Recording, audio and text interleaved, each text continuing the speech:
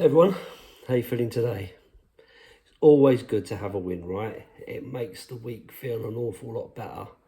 Um, but as I've said previously, and I've said it numerous times, I guess, is that you have to try to be honest and try to be a little bit sensible about the whole thing. Point number one, obviously, you got to get the 3 points, right? You got to win the match. That's the most important thing, and that's what we're judged by. Does it help then moving into the fourth spot? Absolutely. Villa had a draw, so that kind of helps us. But at the same time as that, you know, and I know that we've got a real big run of games to come, some really big results required in that. And I'm not saying that we can't do it, but when you're being honest and you're being sensible about it all, you have to say we've got to play an awful lot better than we're playing to be able to get the results that we need to get to maintain top four, to solidify that position, to show progression, because Chelsea, Arsenal, Liverpool, Man City, Newcastle are not going to roll over. They're not going to just turn around and go, yeah, have the points. You know, we're going to let you play, and you can do what you want, and it's all going to be good, all going to be gravy for us all. That's not going to happen. These teams are going to work hard and try to beat us and make us, suffer and keep that Spursy tag. So, going to Stamford Bridge is going to be tough. We've got a really poor record there. Arsenal are absolutely flying, as much as that pains me to say it. Newcastle a little bit up and down, so potentially there is something to be had for that. You've got to be fairly confident that we could get something out of that. But we did get drubbed there 5-1 in Hugo's last match for us, so that don't always bode well as well. Man City's still going for the league, Liverpool's still going for the league, so we're going to have a big say in who gets that top spot. But all we've got to worry about is ourselves, right? So we need to worry about what we're doing and where we're going. I've said it before, a lot of people disagree with me. I am not a Champions League be-all and end-all kind of guy. I want to see progression, I want to see good football, and that is my main driver, because I enjoy the entertainment of the football, and I enjoy, more than just the 90 minutes, I guess, is kind of where I see it. But having looked at yesterday's game, I think the scoreline flatters to deceive. And again, I said this the other day, you get a different perspective depending on how you're watching the game. So yesterday, I wasn't at the game. It was one of my granddaughter's first birthday party. So I was at that yesterday, but I did watch it on the TV. But I watched it on the TV in the pub with other people around me. So that for me is a different perspective than when I'm sitting watching it on my own on TV, where I can kind of just focus and take it all in, as opposed to watching it in the stadium, where you kind of see everything around rather than just that focal point that the TV cameras are showing you. So my perspective on the game yesterday may be slightly different from others, but overall I thought there were some good parts of it. We had some attacking intent. It seems like the players had obviously heard the calls for them to take some more shots, because we did have a fair few more shots than we'd been having. It wasn't so tippy-tappy around the box. It was still happening, but there was a little bit more taking of chances. And I think, let's be honest, Mickey van der Ven's thunderbolt came from some tippy-tappying around the box. And it was only the fact that he decided to pass it left that Mickey was there to thunder that in, which was, fantastic result. Brilliant goal, great for him. You could clearly see how much that meant to him. Second goal, first goal at the stadium. So really, really pleasing for him. And it kind of broke the deadlock and gave us that little bit of confidence. And then, of course, Maddison passing, whipping the ball across the box, falling to Pedro Porro, who we know has that in his locker to also do another thunderbolt that basically seals the game. But there were some edgy parts of that game, and this is against Nottingham Forest, who are, around the bottom of the league, that have not had the greatest of results. A team who we, with all due respect, should be saying we should be putting to bed. We should have been beating them, 3-0, 4-0, to really kind of show, a team like Arsenal or Man Cities and all these teams, they would have had, better opportunities against them, I guess. I mean, I haven't looked at the results, so I could be just talking crap there, but you would kind of expect that those teams would probably do better than we maybe did. But anyway, anyone can listen again. I say it constantly. Anyone can beat anyone in this league, right? I didn't see Sheffield United getting a point at Chelsea, or against Chelsea rather, and I didn't see Luton beating Bournemouth. But those results occurred, right? So, you kind of have to look at it. It's only really certain teams who seem to get every result. It just seems to work for them. Some teams, to get anywhere, you have to have an element of luck on your side. And I think if the luck's rolling with you, like the year Leicester won it, every single decision seemed to go their way. Every single result seemed to go their way, and so on. And the door just opened, and it kind of just worked for them. And I think you have to have an element of luck around that, because if you look at where Leicester have been since then, it's a totally different story.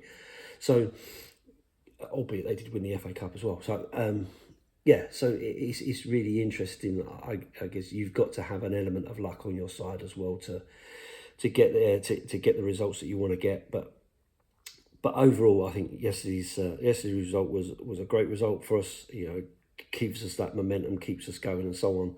But I think the style of play and the play that we're doing, it still needs a lot to be desired. I think Sarr and Bissouma yesterday just wasn't clicking. That was really slow. Bissouma's having a bit of a difficult time, and I've mentioned this as well. And I think he probably needs a bit of a rest. And then great to see Bentancur come on, who in my opinion is one of the classiest players. He reminds me a little bit of Moussa Dembele in terms of the way he doesn't get pushed off the ball so easy, and he moves the ball so eloquently. He just kind of moves it off. He's got a lot of grace and poise, and I really like that. He looks like he's very calm on the ball.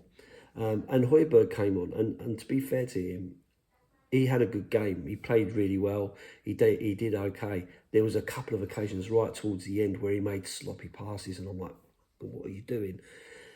And luckily for him, it didn't lead to anything, because he would have got absolutely wrapped, terribly, because he's not everybody's favourite, right? But the one thing you can't knock from the guy is he's consistently came in, been professional, kept his mouth shut, kept his head down, kept working, kept doing what he's been asked to do. And I think you can't really knock that. And it was good to have him come in yesterday with Bentancur. And I thought they did change the game and make it a little bit more direct and a little bit stronger in that midfield where we were kind of getting overrun. Maddison, again, I think he's still struggling, although, he's still getting involved in everything, but I think he's taking on all of it, trying to create everything.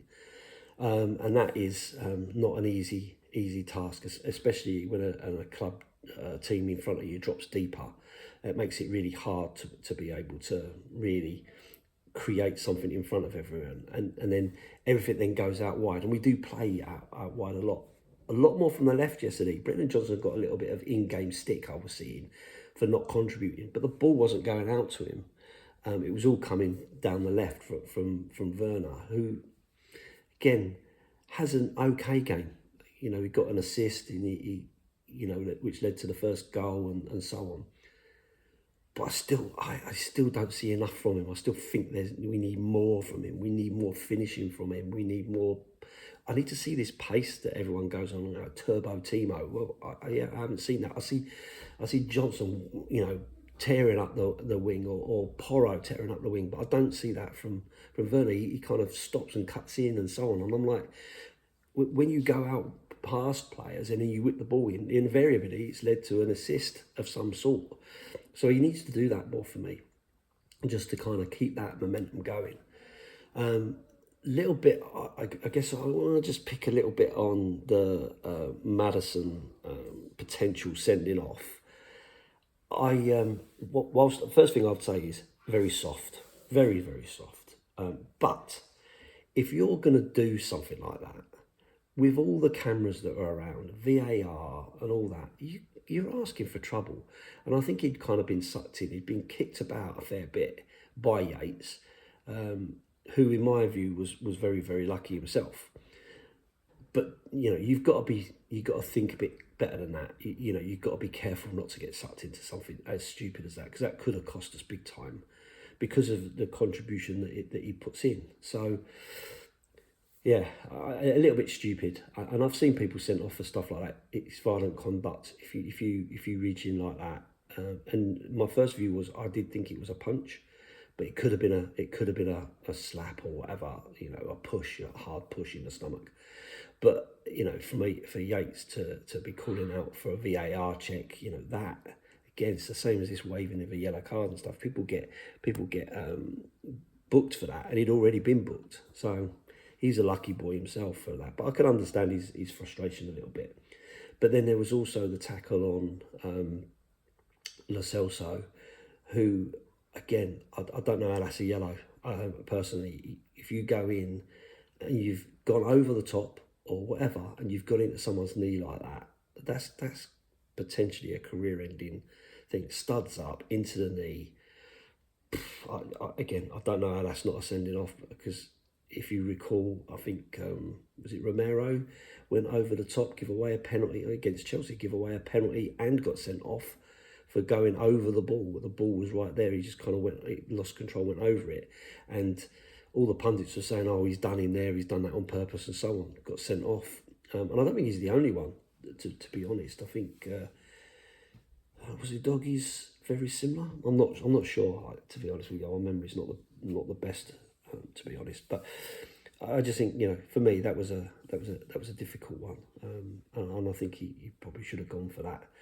But listen, I take the result because it's what we want. We want the points. We need to keep marching on to see where it leads us. And as I say, at the end of the season, if we don't get Champions League, I personally won't lose any sleep over it. I'll just go, okay, well, let's look at what happens next season, and we hope that we continue to build and we continue to get the right players. I still think very highly of Anja. I like hearing what he says. I think he's very sensible in what he says, and I think he knows where he is and what he's trying to do, and he's trying to build a long-term sustainable future. And I think that's probably the right thing to do. It might not suit the narrative of we need to win cups to get that monkey off our back. I mean, I heard Joe Cole make a snide comment against in the West Ham game, which was beneath him. Didn't really need to do it. Talking about Tottenham not being a big club, and there he is, with West Ham. Probably, you want to check yourself there, Joe. That's a bit of a stupid comment, but that's what drives that narrative of you've got to win a cup because every other fan says you've got to win a cup, not because you deserve a cup or whatever. Of course we want that. I want an FA Cup, I want a League Cup, I want a UEFA Cup, a Champions League. I want to win all those things. Of course I do. But at the same time, I want to be entertained as well. I want to enjoy the football, and I want to see the progression, and I'd like to see it come naturally. I'd like to see homegrown players. I'd like to see youth. I'd like to see, diamonds coming out of the rough. I'd like to see all that rather than just buying success. But it's different perspectives. Everyone's got their own opinion, and you have to respect everybody's opinion and kind of go from there. Didn't see any coverage of the fans turning their backs on 65 minutes yesterday, so I don't know whether that still went on or not. Or maybe I'll have a look on TikTok or something like that, where you can kind of see people put those kind of videos to see whether that's still gaining any kind of momentum. Because I think that's an important thing that needs to be shown, needs to be supported. That's my view. And then the final thing I just wanted to say is very sad to hear the passing of Joe Kinnear, ex-Tottenham player.